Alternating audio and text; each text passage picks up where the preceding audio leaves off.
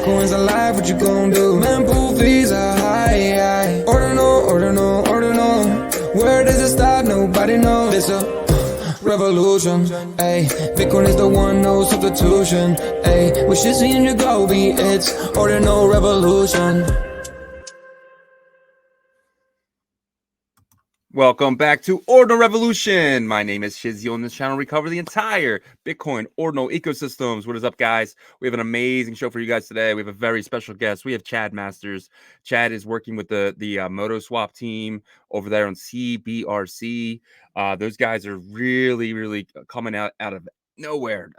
They showed up Denver, and that's all we heard about. Was this Moto Swap and the team, and you had them up there with CB Spears and whole bunch of other people, and it was really amazing.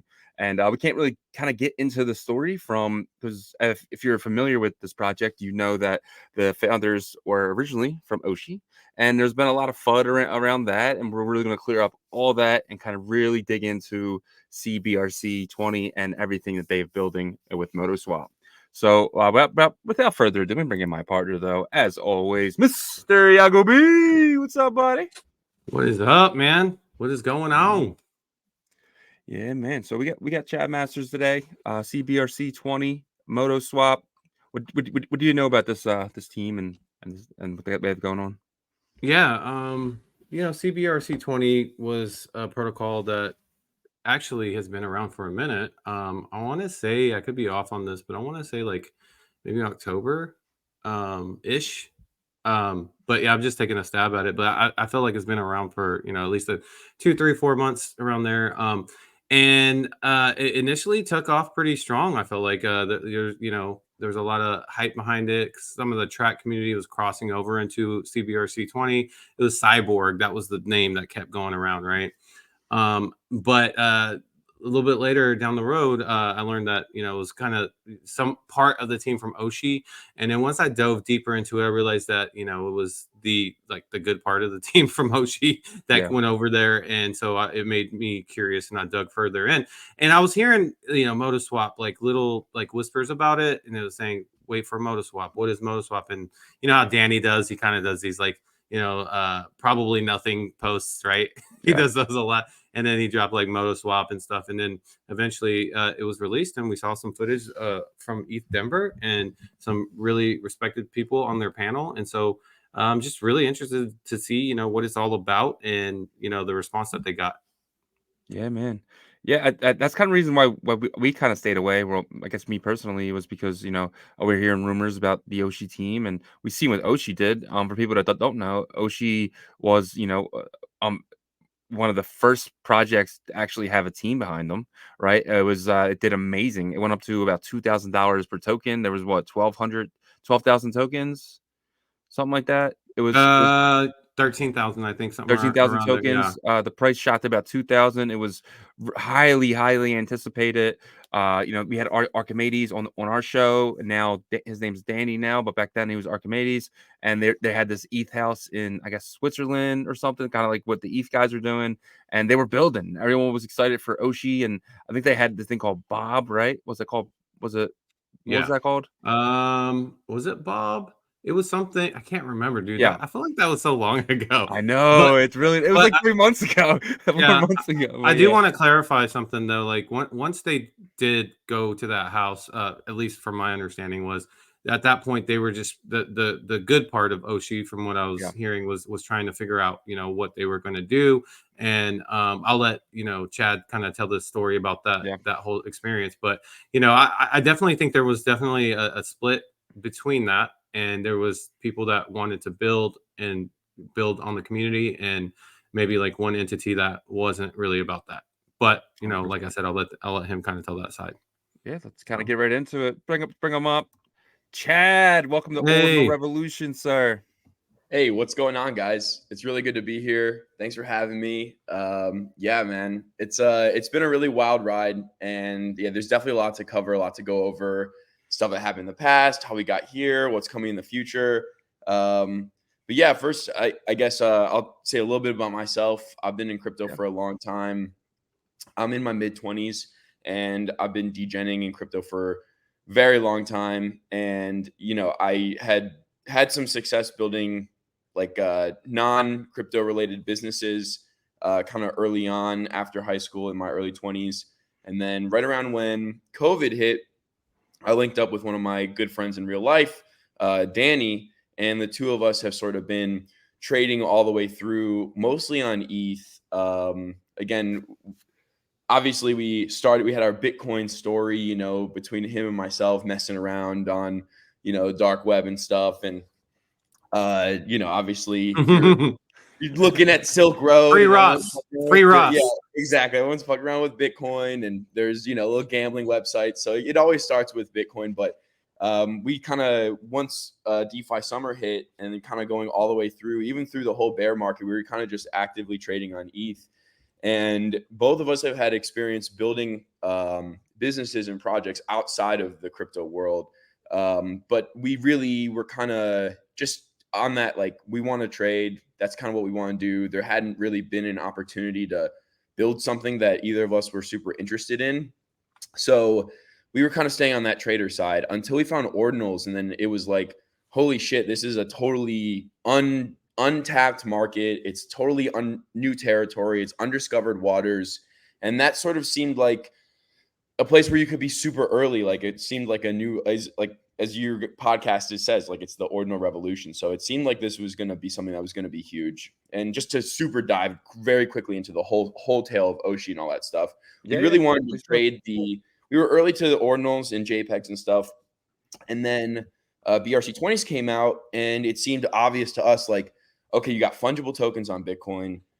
We want to trade that Uniswap on Bitcoin narrative, because the way we sort of saw it happening was it's going to be NFTs. It's kind of opposite of ETH, right? It's going to be NFTs first, then fungible tokens, then DeFi. And so we kind of wanted to get on that narrative early. That's when we found Oshi. So neither of us founded the Oshi project. We just found the project when it launched. And we both just invested pretty much. And I was into it. Danny was even more into it. And the team for Oshi was all non-English speakers. So he got super into it with them. And the founder of that project was called Merlin. And that guy and Danny were just talking, and he invited Danny out to France, where they were all meeting up. In order to basically have an English speaker on the team. And there was a lot of, I mean, it was so early in that space. Again, this, like you guys said, it feels like 10 years ago. But yeah, there was all sorts of like vaporware and people saying they're going to build stuff. And so we were trying to find the project that was actually going to build. And, you know, Danny may have sort of pissed off a few people because we kind of thought that he found that project, and we thought we found that project that was really going to be the one to build something cool. And basically, shortly after, again, there was the idea of Boss and Bob, sort of this like agnostic Bitcoin observer thing, like sort of like the BitVM idea, where you have that virtual machine that's reading the chain and looking for signals and stuff and trying to execute them. And so that was sort of the idea of Boss and Bob. But there's huge limitations with BRC20, and building a DEX or building something like that for BRC20, it's not even just our research and development that led us to this conclusion. It's everybody. We've talked to people who are high up in the Ordinals world, in the Ordinals development team, other projects that have tried to do stuff like this, and it just simply is impossible to build something like a DEX using BRC20s. We can get into that a little bit later, but just quickly going back to the Oshi stuff, there was this limitation, right? And very quickly, also, after overcoming the language barrier, because no one on the team spoke English except Danny, he got connected with the lead developer for the project, who is a total visionary.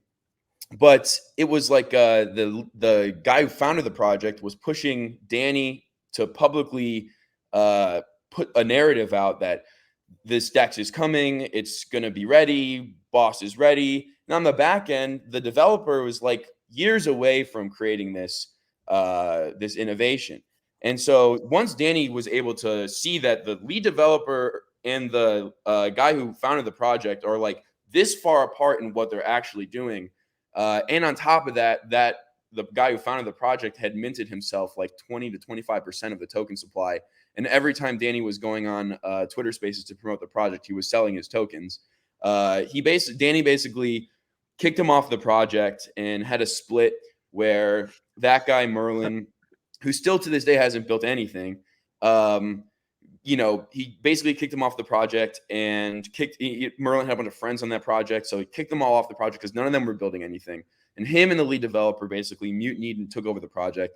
It's also why he changed his name from Archimedes, because that was a name that Merlin gave him, so he didn't want to he didn't really want to like carry on that legacy or anything like that.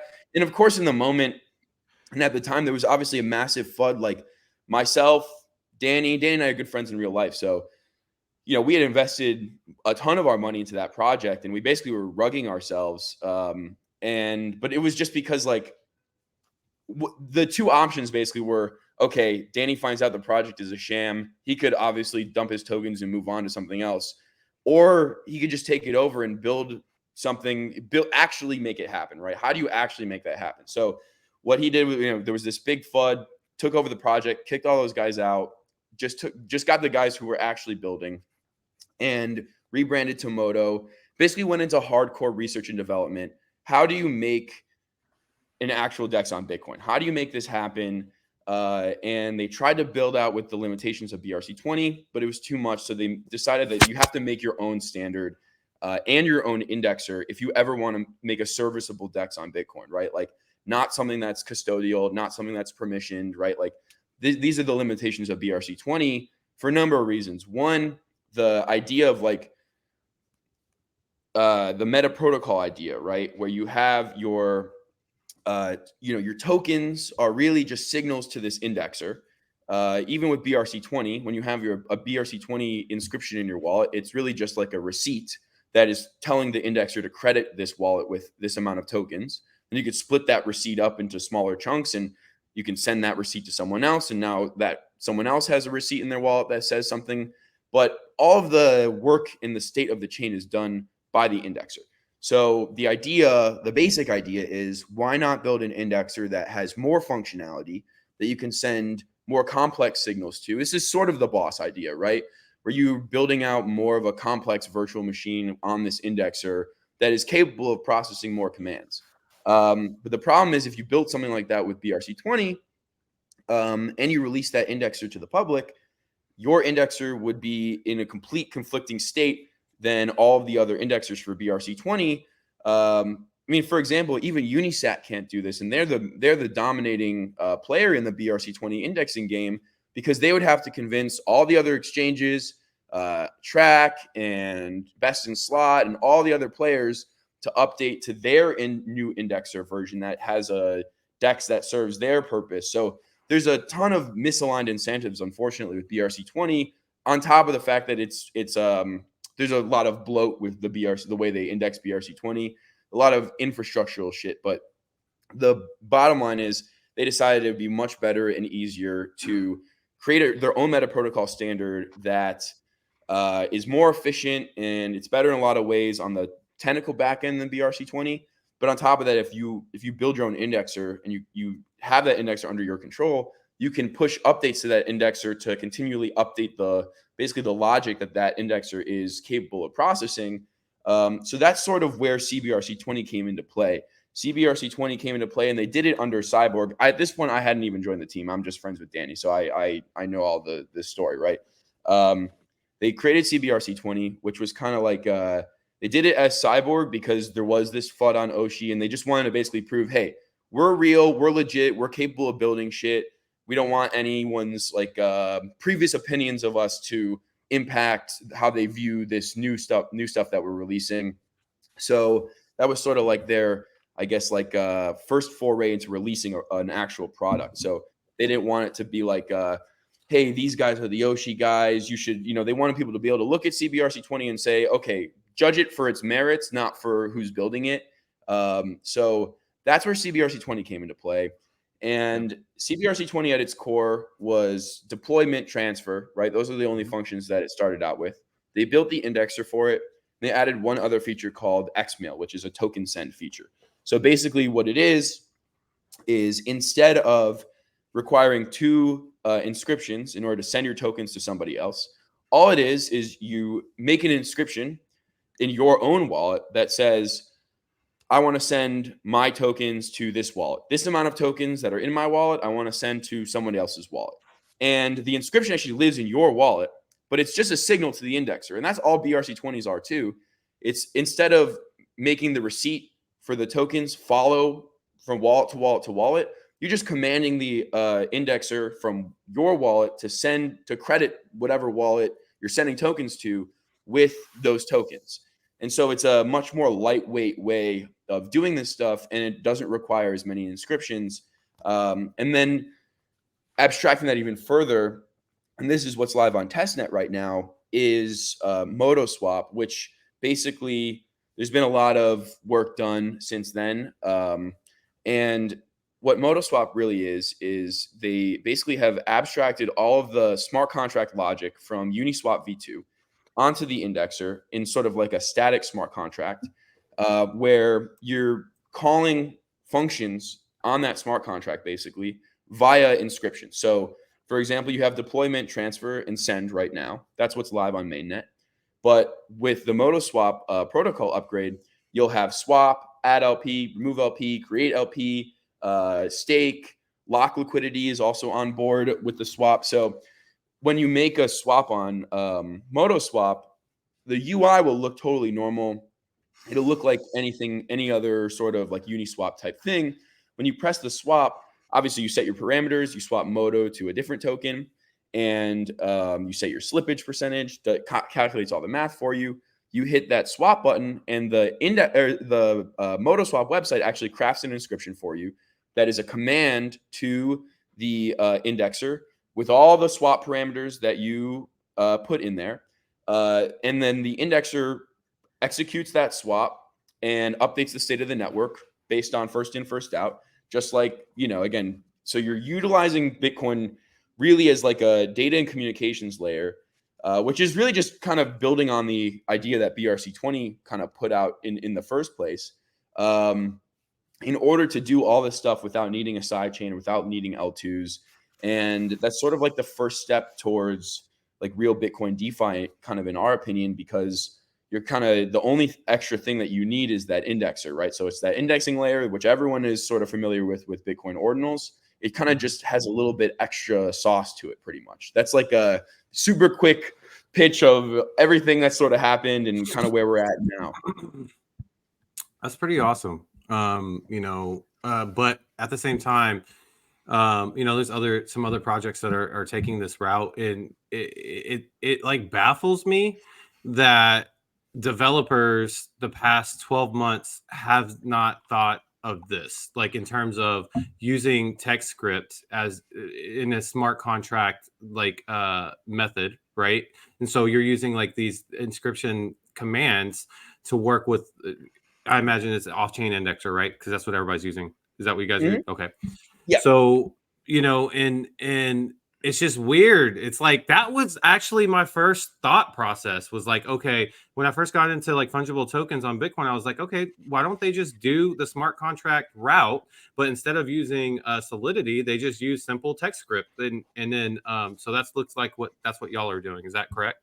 It's exactly. And the reason why I think that not many projects, or really no one has kind of implemented something like this yet, is because BRC20 captured so much of the market share to begin with. And there's so much limitation with BRC20 and the way that it was set up infrastructurally. And that's no fault of anyone particularly. Like, it's a couple of things. One, Domo, who made the spec, didn't make the indexer for it. So as soon as he released the spec to the public, it was sort of out of his hands and out of his control because Uniswap made the indexer. Uniswap made the indexer with deployment transfer so that people would trade these tokens like NFTs on their website. They get a 1% fee off of all those trades, and that's for profit. And it just makes sense for them to do that. And, again, Domo has publicly stated that he's not like, he wasn't technically proficient enough to build that indexer for the spec that he wrote. So it just sort of happened. And the demand for fungible tokens on Bitcoin is so great that the market just totally exploded. And then you had between huge bag bias and people trying to build out more functionality for BRC20, it kind of captured a lot of the mind space of people. And it seemed like, well, why would I make my own meta protocol standard? How do you get that off the ground? How do you get people to use that? And then again, it seemed like a much larger hill to climb to create everything that we've done so far than just try and piggyback off BRC20, especially because there were a lot of projects, including Oshi, that were like promising this type of functionality that really was never going to come. So we kind of got like a year-long delay, I think, of progress that we're just now sort of starting to see the needle be moved on a little bit, because I think people have come to the end of the line with BRC20 and how much you can actually do with it. People have made as good of custodial dexes as you could possibly make with BRC20s. And the fact is, not a ton of people want to use them because it misses a little bit of the point of Uniswap, which is the beauty of Uniswap is anyone can launch a token at any time, LP it totally custodially, totally permissionlessly, and open trading, and then things can just go. There's not such a huge barrier to entry for projects to come in and launch a token, and there's so many different creative ways you can launch a token with all that freedom, right? Like you can do like a pre-sale, you can do a liquidity bootstrapping pool, you can launch your token in a ton of different ways. You can distribute a percentage of the token supply and via an airdrop, and then LP the rest in open trading, right? Like there's so many different combinations of creativity you can get with these fungible assets on other chains that you really haven't been able to do. Like BRC20 doesn't even have a simple airdrop function, right? Like the Xmail feature I was talking about, that alone, you can, in one inscription, airdrop hundreds of addresses for pretty much very little money, like maybe $5 to $8 per inscription. So it's like you can get an airdrop done to thousands of addresses for under $100 pretty much. So it's like that's you don't have those functions on BRC20, which is why we're I think now is really the time where people are starting to open their minds up to, okay, what are the other options here? Now that Runes is coming as well, there seems to be some public questioning of BRC20's dominance. And again, there is that first is first, but we're kind of I think everyone's sort of realizing first is first only works in some cases. Best is best, especially when it comes to technology. Like best is best will win out. Again, Bitcoin is not just first is first. It's also the most decentralized, most distributed, and it's got the best. Nobody's been able to break the encryption with Bitcoin. So it's like Bitcoin is not just first is first. Bitcoin is also the best. ETH has more technology, but it's way more centralized. So it's like there are give and takes with this stuff. So on the protocol level, best is best, I think, is a much better narrative. I agree. So there's a lot to break down there. So no, it was great. Oh, that was good. So we basically put all the information out there. I have a few questions from the start to the end there. I'll start off with kind of back in the front in the beginning there with Oshi. So there was a man named Junk Food Punk Root, right? Where did he fit in, and what is his new identity from then? Because I know Danny and Junk Food were the two people who kind of really started this, correct? Yeah, so Junk Food was, I would say, extremely loosely involved with Oshi. He's kind of very spiritual, philosophical guy who's a totally genius coder. He's got a super grand vision for what Bitcoin's use case in the long-term future could be. He's got ways in his mind where he can, abstract the entire internet and connect it all with Bitcoin. He's got a lot of great vision. He kind of came up with the whole idea behind Boss. That's really what he was working on through the entire Oshi thing. And Merlin kind of used his vision for Boss to scam with Oshi. That's pretty much the most black and white way to say it. That's pretty much how it happened. Junk Food's not like a trader type. He's always been a Bitcoin enthusiast, always been a cypherpunk. He's been an OG. He's been building shit since the internet came out. So he's he knows his shit, but he's totally not involved in the trading world, not in the Twitter world, none of that stuff. So all of the shit that Merlin was doing and promoting was completely behind Junk Food's back. So and he didn't speak any English at all, where Merlin spoke basically a tiny little bit. So basically, this guy Junk Food learned English in order to communicate with Danny, and this was in like the span of like a month. So they were like loosely communicating, and as soon as that communication link was established, Danny was able to communicate to Junk Food what Merlin was promoting to the public. Junk Food was like, "Yo, my boss vision is years in the making. Like, this is not going to be something we can put out next week, And then Merlin, on the other hand, was telling Danny, "Hey, it's going to be ready. You got to promote it." All this stuff. So the fall kind of landed on Danny in a lot of ways for Merlin's like mismanaging of the project. Let's just say the nicest words. So the two of them linked up. Danny and Junk Food linked up, and that they're the real core behind this whole thing. Like they're the core behind Moto Swap. They're the core behind CBRC20. They were locked in France together for like 4 or 5 months straight, doing hardcore research and development. What's the best way to build a meta protocol, and how do you implement like smart contract logic into the indexer? Because like Yagobi said, it seems simple, but obviously like abstracting something out of Solidity, getting into like Node.js or TypeScript it's not an easy task to do. So that took a lot of time for them to basically research and develop. So he's Cyborg, correct? Yeah, basically Danny's Cyborg. Okay. Yeah, Danny's Cyborg. Like now that I've sort of come onto the team, because like things got really hectic, it was really just a 2-man operation, and I'm just Danny's friend from back home. So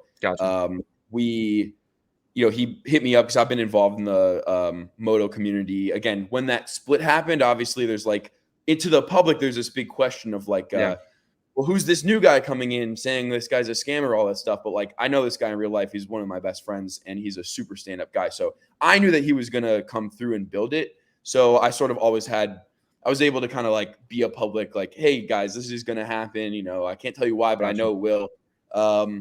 And so when CBRC20 came out, they were just swamped with stuff, and they needed a little bit of help on the kind of like biz dev end, and to handle some of the logistics and shit. So that's when I flew out to France. So they released that in December, and I flew out to France in January, and we kind of got all the details of what the future might look like and how we can implement Moto Swap into CBRC20. So that's pretty much the full timeline. Yeah. So Moto Swap was always the vision, but you needed to create the foundation, which is CBRC20 first. Am I correct? Exactly. Yeah. Oshi was like supposed to be a DEX on Bitcoin, right? Using BRC20s. And so we still want that Uniswap on Bitcoin, but it was just impossible to facilitate through BRC20s. And with all the shit with Oshi, we just figured, okay, it's kind of funny, like Oshi, Satoshi Nakamoto, Moto. We just, we just kind of like use the end instead of the beginning. I don't know. Gotcha. I got a question.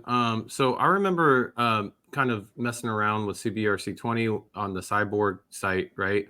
And BRC20s was actually, you could deploy them, I believe, and mint them and transfer them using the platform. So did you guys go away from that? Did y'all like not include BRC20s in your indexer, or is it still there? And how does that work? Did you guys kind of ditch that whole thing? Okay, so our indexer never recognized BRC20s, but what you can do with so the way CBRC20 works, just to get onto the technical side of things, you have an ordinal. It looks like this, right? And there's different sections of the ordinal. There's the content field. That's where you might have your JPEG. That's where BRC20 stuff is inscribed. That field is the most expensive place to inscribe information. Subfields from there, you have something called the meta protocol and the metadata field, which was something that came in the, I think, Ordinals, the Ord client 1.03, I believe, like right after they froze it, pretty much.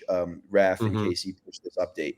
And it basically allows you to put other information compressed in Ordinal. So there's the content field, and then there's the Ordinal envelope. And in that envelope, you have this metadata meta protocol field, and that's where all of the information for our stuff is inscribed. So you're inscribing that information. It's compressed in what's called CBOR, which is the cyborg thing.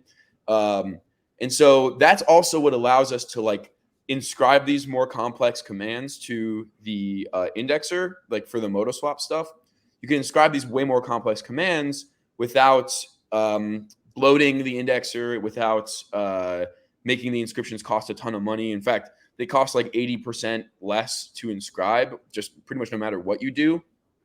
But people were, because the content field is empty, you can inscribe any content field ordinal, you can inscribe simultaneously with our stuff. So you can inscribe our stuff in this bottom field pretty much that's compressed.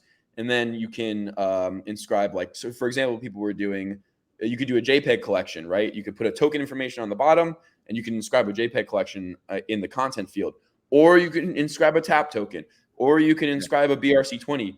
And so there's not like inter-indexer connectivity, but that kind of like dual feature still definitely exists. It's just like it's kind of like a happy accident sort of thing for how the BRC20 and the tap indexer will pick up whatever they inscribe in the content field, right? So that's where it's kind of like, oh great, we stumbled upon this. This is pretty cool. What about like if someone were to inscribe in the metadata field, like they try to do something with BRC20, would the BRC20 indexer be able to pick that up, or no. They're only looking to the content field?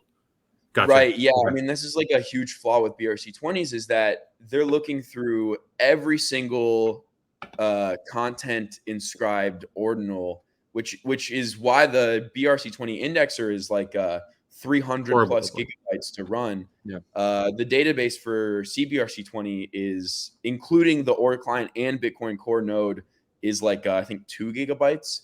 And that's with like hundreds of thousands of meta operations and, you know, basically 50,000 wallets that hold these tokens. So it's like it's super lightweight and so much easier to scale too. So like there's a lot of technical advantages of CBRC20, not even including like the extra functionality with the indexer. But hilariously, we went on like a spaces with somebody who was just so left curve, and I'm left curve myself, but someone was so left curve, and they literally were telling all these technical reasons why CBRC20 is better, all this stuff. And the guy literally was like, you know, that sounds like it's 3 times better than BRC20. I'm not going to use anything unless it's 10 times better than BRC20, which at the time I was like, God, that's so stupid. But then it's kind of like, actually, it does need to be 10 times better than a BRC20 for it to really catch on. Like you need 10 times more functionality than just like, hey, look, it's easier to scale. It's more lightweight. Here's a bunch of technical reasons why it's better. No, people just want a functionality that actually is that much better than BRC20. And then again, I think that importing pretty much, I mean, the long-term goal for what we're doing is trying to import the entire ETH experience pretty much directly onto Bitcoin L1, trying to push the limits of Bitcoin L1. And then I think there's a long-term value proposition for L2s and just for Bitcoin itself. If you build a super robust L1 ecosystem, because you're still going to be limited by Bitcoin's limitations, right? You're still limited by 10-minute block times. So if you can have an L2 that can do things more optimized, faster, cheaper, then, you know, again, if there's a huge L1 market, L2s now have a total use case right now. Because again, for example, like ETH L2s, the reason why ETH L2s exist is because ETH's L1 market is so robust. There's so much action going on. Expensive, people want it cheaper. People want it faster. So that's why you might play on an L2. For Bitcoin, a lot of L2s are kind of trying to tackle Bitcoin's limited functionality by immediately going to L2. But when you do that, you're like comparing the Bitcoin L2 to something like ETH L1.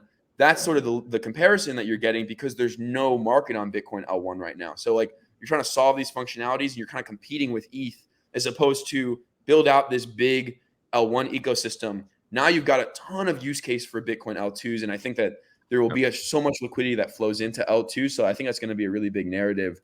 Obviously, a ton of people are building them right now. So that brings up a few questions for me here. So with BRC20, what I think a lot of people are missing, though, is they're the legacy tokens. So you said it yourself, first is first. They will always be the legacy tokens. They will always have the most liquidity, I believe. But there's options to that, right? Potentially, you guys could be bridging these into and wrapping them, correct? You can have wrapped ordi and wrapped thing on CBRC20 on the Moto Swap and stuff like that. Have you guys talked about that? And are you guys in the process of doing something like that? Totally. You see the vision completely. Yeah. Again, I think that the legacy of BRC20 will always remain. And I think it's important to give those people, especially people who hold big bags in BRC20s, like an opportunity to have functionality in this new system that I think will be kind of like the snowball effect for Bitcoin fungible assets. We can get into runes and I think what the limited functionalities with those are going to be, but I don't think those are going to be the kind of fungible asset revolution that people are expecting because of some similar limitations to BRC20. But I do think that, and this isn't, we're not so much interested in doing custody. So, but there's huge opportunity for projects. There are already a couple of projects. Again, I'm not 100% sure the legitimacy of any of these projects, so I don't want to like give hard promotions to any of them. But there's a project I think called Dex Ordi. There's already people who are trying to build. They see the vision of like, if you can be the person in between BRC20 or TAP or any of the other meta protocols and be able to funnel them into CBRC20s, there's going to be a huge value proposition for companies that provide services like that, especially trustworthy services. I mean, the way I see it, like really what we're doing is creating legitimate synthetic assets on Bitcoin. That's kind of like the best way to put it. All of the BRC20 assets, even though they feel like they're not, they are just virtual tokens on Bitcoin. They're secured by off-chain indexing. For example, there's like they did put virtualization into BRC20. Like if you send your inscription to a miner's address accidentally, the BRC20, just kind of like a dummy proof thing, the BRC20 indexer will still credit your wallet with those tokens. So you don't actually have to have the inscription in your wallet at all to have the tokens in your wallet, which again, I think that's like that should be a feature, not like a bug. Like that's a positive because all these assets are synthetic assets on Bitcoin. This is what Michael Saylor wanted, right? Michael Saylor wants, again, you can abstract the idea of taking BRC20 assets, wrapping them into CBRC20 assets. You could expand that idea into, if you get the right custodian involved, you could have synthetic stocks on Bitcoin. I mean, again, the buck doesn't stop with just CBRC20s and BRC20s. Like you could wrap ETH onto Bitcoin. You could wrap Sol onto Bitcoin. You could wrap Bitcoin on Bitcoin. You could, again, if you get the right custodian, again, there are like the Wrap Bitcoin company custodies multiple Bitcoin ETFs for institutions, right? Like if you can get the right person involved, you can do like a Wrap Tesla on Bitcoin, right? Like this is what sort of Michael Saylor wanted.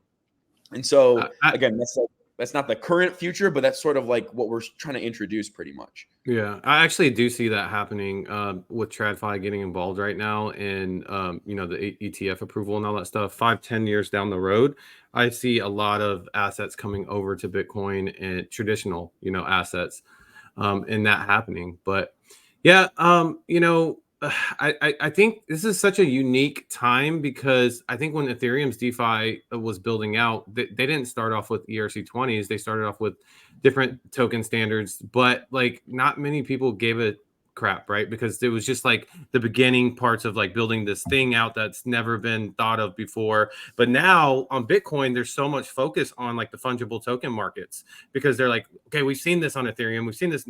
They're licking their chops. Like, okay.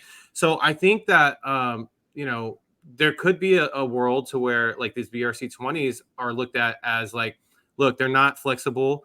They're not going to be traded as frequently as quick as these other token standards, but they're valuable because they were the legacy ones. And I think like people that might hold those are going to be maybe like hold those like gold bars or something like, that's like, okay, we'll hold these, but like the more tradable and flexible tokens like CBRC20 or TAP, whatever ends up, being that, I think that there's going to be like a whole different market for that and more degens will come over to that stuff. I agree. I think it's not going to happen at the protocol level because this is impossible, but there's going to be huge value for projects that want to come in and bring interoperability between meta protocol standards, right? Like seamless bridge between BRC20, CBRC20, TAP, and BRC20, CBRC, and TAP tokens. Like everything can play together if the right projects get involved pretty much.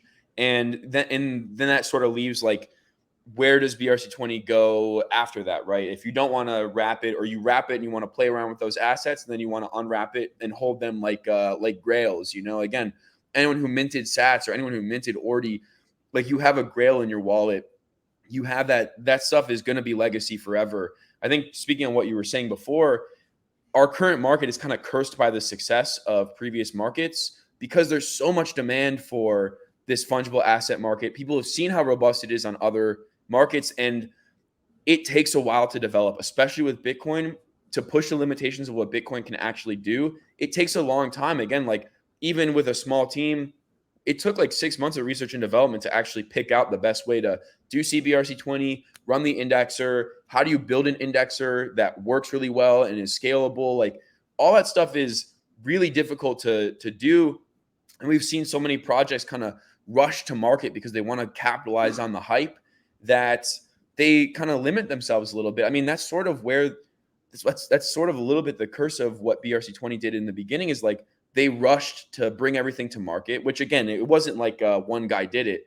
Domo did his thing, released Ordi, and minted out so fast. So again, it's like, this wasn't anyone's fault per se, but it is just like, once Uniswap built that indexer, Unisat now has control of the whole market. And then anyone else who builds an indexer that goes off of Unisat's indexer, those two indexers have no way to talk to each other. There's no network of indexers. There's no back end RPC service that everyone can kind of point to, that you can centrally update an indexer with new protocol logic or anything like that. There's none of that infrastructure laid, and it's basically going to be impossible to do that kind of going forward. So yeah, I do kind of see BRC20 as this legacy thing, and it will have a ton of value for a number of reasons. I think degens will still want to play there. OG Ordinal people are still going to want to play there.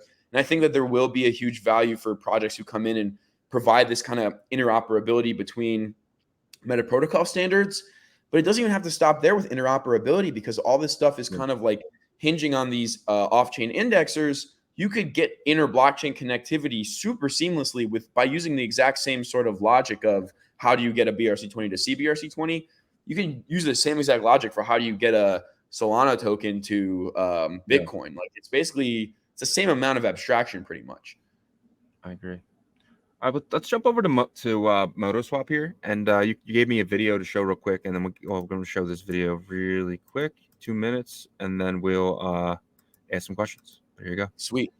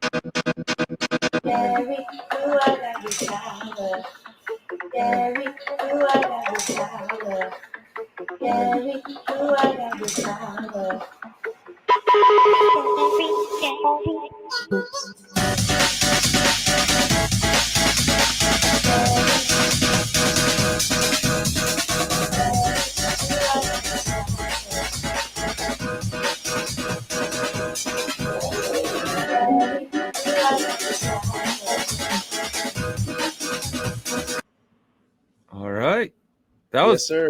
pretty cool, dude. For like the people that were listening and not watching, could you explain what was happening in that video? Of course, yeah. So that was all stuff live on testnet. That's our little testnet UI. We kind of have like we're going with like that classic version, and then we'll bring like a more modern looking version. You can kind of toggle between them. But what we've got going on is obviously you got Moto and a different token. You swap. You set your parameters of the swap. For example, if you're swapping 10 Moto for whatever the value of that next token is going to pop up automatically. And then you set your slippage percentage. Submit your swap. You're still limited by 10-minute block times, but whoever gets their transaction confirmed first is what the indexer picks up. You also have liquidity. So you add liquidity for any tokens. You can create a liquidity pair for any tokens kind of whenever you want. And on board, you also have liquidity locking. So the kind of like we can look at ETH as like a test net, right? So ETH you don't have locking liquidity on board with a Uniswap, and we kind of wish that you did, because then you're not relying on like Unicrypt or Team Finance. Team Finance had a hack, so it's like why not just be able to lock the liquidity pool to a specific block? If you want to burn liquidity, you can just lock it to the furthest block you could possibly imagine, and now your liquidity is basically locked forever, or for 100 years, whatever you want to say. So that's pretty much the entire thing for now. We'll have staking as well for the Moto token, but that's just kind of with the Moto tokenomics. But yeah, that's all live on testnet right now, and we're basically we're vigorously testing it. You saw there's a shit ton of pools and test tokens that have been deployed. We've kind of got like a closed group of maybe like 90 to 100 people that are just on the daily basis testing it super hard. Junk Food, our lead dev, and a couple other guys who are on our dev team are just updating, fixing all the little bugs, making all the changes that are necessary, testing it to its limits, just because we received a lot of positive feedback, and we just don't want there to be any sort of, I mean, there might be, CBRC20 was like a totally test and prod, right? Release the standard, allowed people to mint, and then built an indexer, updated the indexer, fixed it as on the go. Kind of everyone knew it was a little bit of an experiment. Motoswap, we want to feel more like a product. And so we don't want it to be so experimental, which is sort of why we're not giving like a hard date for release, but it should happen within a month or two. Gotcha. That's awesome. So I feel like you guys got a lot of the hard part out of the way, right? Just figuring out how you're going to communicate with your indexer, and then these commands be able to operate, right? The hard part, in my opinion, the second phase of the hard part is to get people to adapt and to use, your standard and the swap. So what's the plan for that? Like, what's your approach for that? Yeah, again, without giving too much away, there will be some incentives to use the swap. I can't give anything too much away, but we're going to follow the Uniswap playbook, if you know what that means. So, Gotcha. And coming from ETH, like, we know kind of all of the best ways to incentivize people to play, right? On the most basic level, if you're a project and you want to launch a token, do you do it in a way that the first, $1 million of volume on your token all goes to miners for free mints, and the first 1,000 people who mint your token are all in the exact same cost basis? And then you have to provide some sort of external hype thing to convince other people to buy from the people who free minted. Again, it's like free minting is cool, especially with the NFTs. It's a great meta. At the beginning of BRC20s, that was a good meta, but it does create this super capital inefficiency for the market because there's so much money that's paid towards fees to actually mint these tokens that could be going to the liquidity pool, that could be going to TVL, that could be going to buying and increasing the price of the token and giving the project that you're minting some value, and that also provides an opportunity for the trader. Yeah, you didn't mint it for free, but if you were one of the first, let's just say 100 buys out of the first 1,000, your cost basis is a little bit higher maybe, but the amount of return you get once that 1,000 person bought is like 100 times higher than anything that you could get with like a free mint and then trade like an NFT sort of meta. So just on the end of the project side and the trader side, if you're looking to actually play and you want to make some money, or you want to have a project that provides some value, being able to deploy your token, open your LP in open trading.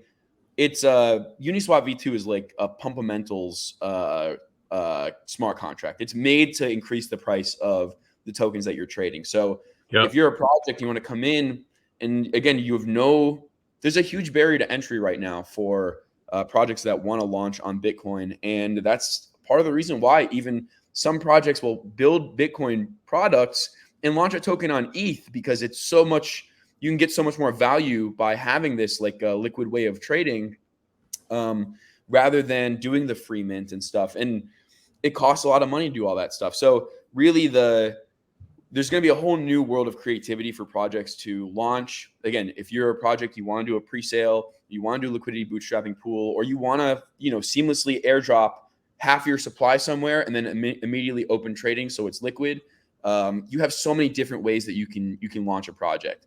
On top of that, of course, again, we're going to use all the connections we possibly have in the world to onboard people to make projects, make cool meme coins, again, provide sort of value to the ecosystem, because you need people to use these tokens in order for the value to actually accrue. So really, like, I think like just the sell of like being able to launch a project in a way that's super familiar will be super attractive to new projects, but we'll incentivize it as well in a bunch of different ways. And again, I think that if anyone in Ordinals who's super like Ordinal pilled, again, if you're super Ordinal pilled, that means you saw sort of the forest through the trees before it was there. You were super early to all this stuff, but you don't want to get like brain virused with how the current metas are in the Ordinals world, especially when real fungible asset trading is going to come to Bitcoin. If you were early to Ordinals and you're like, shit, I don't really get it. I don't want to trade a CBRC20. I don't understand. I've got my BRC20s, whatever. It's like all these ETH people are going to come in and play here because it's like a new L2 is launching, right? Whenever there's a new L2 launching, there's going to be hot meme coins that launch. There's going to be a ton of liquidity that flows in because everyone wants to be early.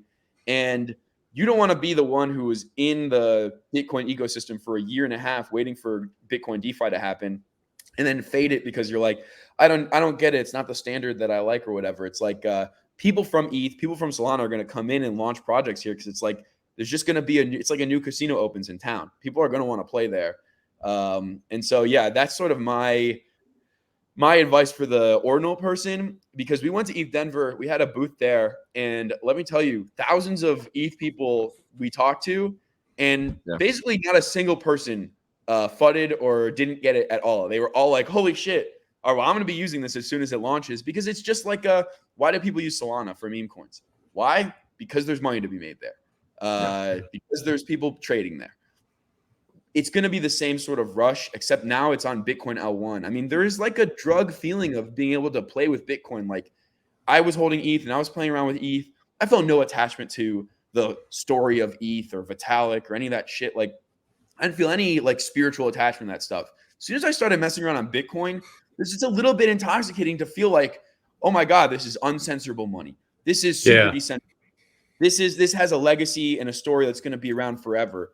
What am I going to stack at the end of the day? I'm going to stack sats and fucking BTC. That's going to be financial freedom in the future. It's like you can play all these casino games, but at the end of the day, you can always get back into the mother token, you know? And so I think a lot of these people who are just degenning on other chains who've never really had that experience for Bitcoin, or they look at Bitcoin like this sort of dinosaur chain, there's going to be all this extra functionality and familiar games for them to play. As soon as they get here, I don't think they're going to want to leave because there is that sort of intoxicating feeling. Every time I'm trading on ETH these days, I'm always thinking any profits I make, I'm funneling right back into Bitcoin. Yeah. You gotta be careful with that though, because what ends up happening is, first of all, I agree with a lot of it because I feel the same way. Bitcoin's king, we all know that.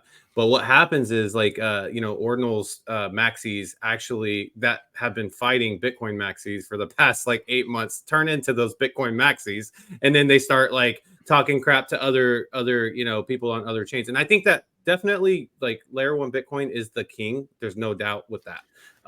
But at the same time, we got to remember that we had a fight, the past like 8 months from the Luke Dash Juniors, the Max Kaisers and stuff. And you just got to remember that. But yeah, man, I'm excited, dude. I think that one of the smartest things that you guys did was go to ETH Denver, and not just that, but also have that panel and that boost. So Could you talk about that real quick? Could you talk about what that thought process was like, and how did you guys get on a panel? Absolutely. Yeah, totally. First, I do just want to say to that is that just like, man, fuck those guys, man. Fuck those guys. Like the miners are what's important with Bitcoin. Like anyone who has like this philosophical attachment to whatever they believe about Bitcoin, that's your belief. That's like your religion. But at the end of the day, Yeah. the beauty of Bitcoin is that nobody controls this chain. The miners make the decision, and miners are incentivized by money. And so that's why miners love ordinals. That's why ordinals will never be censored.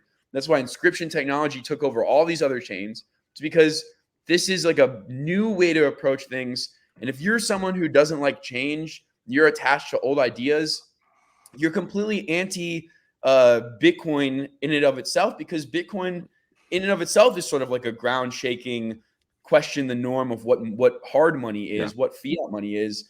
Again, it's like you don't want to fall into that maxi role. Like I think believing in Bitcoin is totally different than like being a maxi of any sort of specific ideology within Bitcoin.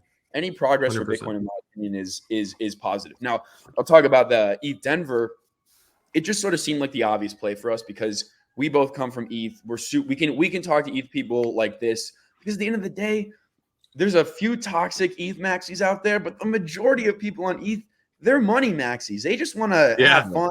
They want to gamble. They want to play around. They want to hit that 1000x. Like it's like I'm talking to myself, right? Like what do I want to do in crypto? I'm here for financial freedom. I'm here for opportunity. I'm here for freedom of trading. Like I'm here to find cool projects that are doing cool stuff. And everyone over there is doing the exact same thing. And right now, like this is sort of what pushed me when Ordinals came around. I was having this exact same feeling that I think a lot of people are now feeling with ETH is like, where does Ethereum go? Like, where do you go from here? At ETH Denver, it was ZK and L3s, like shit that absolutely no one's going to use. And there's no liquidity with that stuff. And nobody really cares. Like, people just want a new place to play. And like, okay, the long-term sell of ETH is like, well, we've got this virtual machine on our blockchain and everyone's going to take the entire internet and convert it to Solidity and put it in this box. It's like, that's never going to happen. That meta is totally broken. ETH is super censorable. It's in the WEF cabal. It's like there's so many reasons why ETH is a little bit wrecked. Again, it's going to continue to go up with the market cycle, just like everything else. I'm a money maxi. I still play on ETH. I still gamble with shit coins. Like I'm all over the place. But I don't think there's like this long-term future for Ethereum. And I think there is this long-term future for Bitcoin because you have the most decentralized, uncensorable network. Institutions have already gone all in on Bitcoin. It's going to be way harder for an ETH ETF to get through than it was for the Bitcoin ETF. And what did Larry Fink say after the ETF went through? Apps on Bitcoin are going to be the new thing. Assets on Bitcoin are going to be the new thing. He didn't mention Ethereum, you know? And so everyone knows that it's probably going to be Bitcoin. And so with all these narratives floating around, there's all of these ETH people who have heard of ordinals, but it's everything in ordinals outside from the NFTs are trading in a way that is super foreign to EVM people, which is sort of why we feel like that was the perfect place to showcase what we're doing, because we're really trying to give a one-to-one, as close as possible, experience with the games you can play, at least the user experience on Bitcoin, what you can do on Ethereum. But it's all going to be, of course, Bitcoin flavored, and we're going to try and make some improvements on it. And again, we got the opportunity, like I said earlier, before we were starting, we got the opportunity to hop on a panel and tell everyone at ETH Denver that ETH was a test net, because we get to see what works and we get to make improvements on stuff. Like, for example, we put liquidity locking directly onto Moto Swap. That's something we all wish that Uniswap had right away. That would make so much more security for projects and new projects that launch. You don't have to wait for them to, lock it in some locker or whatever. It's right there. As soon as you create the pool. I love that, dude. I love that. I love that you can select the block too. It's so Bitcoin. It's so Bitcoin. Man. So and you don't have to use a third party custodial company to lock it up. But yeah, it's gonna be awesome. Totally. It should be really cool. And again, like, so many people got it. And part of what is beautiful about the primitive nature of how these fungible assets on Bitcoin are trading right now is that everyone who's in on it now, who's willing to take the risk to trade on Excel spreadsheets, to trade shitcoin NFTs on Unisat or whatever. Like everyone there is so early, right? We're all the biggest degens, the biggest risk takers in the entire space are the people who are currently playing in the ordinals market, right? Yeah. But all the rest of the people will come once there's a way that they can trade that they understand, you know? And so, yeah, my advice to everyone who's early on this stuff is don't miss this because you were early on something else. It's like, be early to this too, because all of the EVM people, all of the Sol people, they're all coming to Bitcoin eventually. And we're trying to lay all the groundwork for them to be there. And then again, I would really love if everyone who was early to everything in this ordinal space hopped on this early too, because again, if you can find that next 1000x shitcoin or whatever when Motoswap launches, you could be the first ones to play the game. Then you can have more liquidity than anyone else, and you can kind of win before anyone else can win. And you can also set like the standard and set the culture, right? Like if all these people from ETH and Solana are going to flow into this Bitcoin meta protocol space, we want people who have been around for a long time to be the ones who set the culture for the meme tokens, for the types of projects, for how the communities are run. Like keep that ordinals vibe going, because there's going to be this huge influx. Everybody who we met there was like, yeah, I know Bitcoin DeFi is going to be the big narrative for the next bull run. Everyone knows that, but like, where's Bitcoin DeFi, right? It hasn't been built yet, really. And so, yeah, we're trying to bring that to market as best we can. And we're not going to stop with Motoswap. Like it's going to start with Motoswap, but we're going to continue building as many DeFi primitives really as we possibly can to try and make as robust of a fungible asset market as we possibly can. Just to, again, we want to push limitations. What can you do with Bitcoin L1? How big of a market can you build on Bitcoin L1? And then from there, like I think all these other L2s, the L2 wars that are happening right now, I think the winner of those will also be the winner after, you know, it's like a symbiotic relationship, in my opinion. Yeah, I agree. Yeah, man. All right, man. It's been absolutely amazing. We're coming to that hour mark now, and you know, where can people come find you and like and all that stuff, and then kind of like you can have a stage, talk to our community about kind of whatever you want. Totally, yeah. I'm Chad Master XBT on Twitter and Telegram. You got Motoswap BTC. That's the Motoswap page. Obviously, Cyborg_BTC is like the hub for CBRC20 stuff. Yeah, man. Those are like the channels. If you're looking to get like updates on stuff, those are kind of like the main channels. Obviously, if you join our Telegram group, our community has been like they came from Oshi, right? So it's like they've been with us the whole way. And everyone's super autistic and everyone's super degenerate. So it's like there's a lot of copy pastas. There's a lot of fake FUD that we like to FUD our own project and stuff. But that's sort of like the culture, right? So if you have a legitimate question, just ask a couple times. Everyone will probably copy pasta you at first, but everyone is helpful and willing to help and onboard new users and stuff. It's just kind of like a part of the culture. So hop into our Telegram, hop into our Discord. If you have any questions, you're just trying to cut through the noise, DM me personally, DM Danny. Both of us are kind of around the clock. We're working nonstop, but we still want to be able to help people who have questions who've kind of like either never used this type of stuff or new to ordinals, or again, like I'm hype on the entire ordinal ecosystem. And so I'm kind of on every narrative possible. So if anyone even just wants to chat about ordinals or what we think the future is going to look like, I'm super open to it. Like, you know, Danny is a little bit of he's a autistic leader. So he's got his vision. He's going to stick to it. He might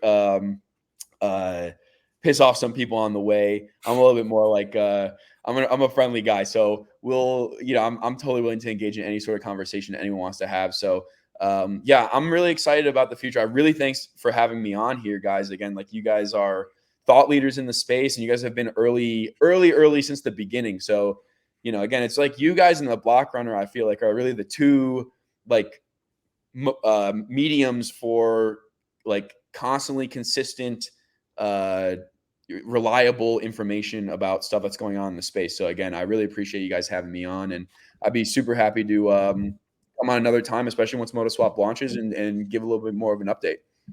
Yeah, dude, we would love that, man. And this time, your time here, man, is absolutely amazing. I just want to let you know that I faded CBRC20 because I was very bearish on Oshi. I called Oshi from the beginning a scam, and it was one of those things where I just was against it. I mean, it turns out I was right, and that was only because I went in the Discord and I had a talk with Merlin, and I was asking legitimate questions, and he was just pounding me for it with really disrespectful language back, and I was like, "Fuck those guys," and it gave me, it was, and then advertisement for this video canceled. No, I'm just kidding. No, but seriously, it was like. He's a real piece of shit. That guy. Yeah. So then I faded it. If you go back to videos from like, I don't know, July, I was like, this is a scam, guys. Be very careful with it. But I had to watch it go to $2,000. And people tell me that I'm an a-hole, but then I had to watch it go to zero. So, but then that gave me a bad taste in my mouth once I found out about the Borg token and CBRC20, and I never really played over there. But now I'm feeling. Because of you and because how well spoken you are and really explained it really well, I'm gonna start dabbling over there and definitely bullish on Moto Swap. So hell yeah, dude, again, I appreciate it, man. Like you were right, so I don't blame you for fading at all. Like, and it's hard to like get that story out before you really have like we would rather be like deliver the actual thing or come close to delivering the thing before we come out and be like, hey, listen, here's the full tale. Just because again. I would rather you not have to take me on my word for this stuff, Yeah, for sure. And just to clarify that, Shizzy DM'd me right when that happened, and the two people he dealt with directly was Merlin and Grug, which are on that same side. So this is a completely separate team, guys. We just want to clarify that. We appreciate having you on, brother, and we will definitely have you on in the future, especially whenever Motoswap launches, and we will talk to you soon. That'd be sweet. Hey, thanks guys again. We'll chat soon. All right, have a good one. Bye. Well, that was fun, man. I like Chad a lot. He's very, very well spoken. He really gets his point across. A lot of people in the space, they just kind of like they just go for a long time and don't say anything. I feel like Chad just really hammers out his point each and every single sentence. It's been really, really good converation. I hope you guys enjoyed that. Yeah, I agree. I think you got to have, especially for the marketing side, you got to have someone that might be, kind of just straightforward, whatever they are feeling at that moment. And then you have to have the other guy that's, hey, look, we're open to any questions you have. We'll address anything. And I think that's what, Danny and Chad bring, right? Kind of sort of like you and me, right? Like you got that Philly mentality. Sometimes I got to clean up your mess on aisle 8, you know what I'm saying? And so it's always good to have a Chad or a Yagobi around just in case.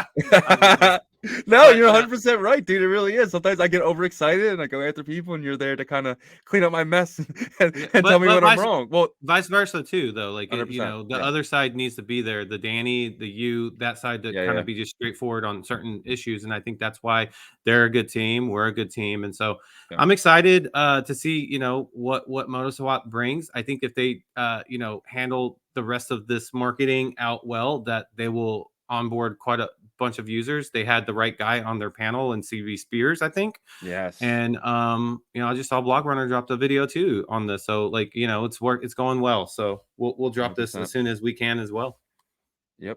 All right, guys, please hit the like, hit the subscribe button. If you're not a member, you should definitely join the member group. We put up member videos a few times a week, and there's so much alpha packed in those videos. Check out ordinalrevolution.com. We have some of the best articles that you ever heard of. They're all on there. We're gonna have to do a CBRC article now too. Yeah. So that should be very exciting. And check out our merch store. We have some of the best Ordinals merch in the market. If you go to ordinalrevolution.com. Click the store button. That'll take you right to the store. But we appreciate you guys. And until next time, see you. Peace. Ordinal Revolution. Let's go.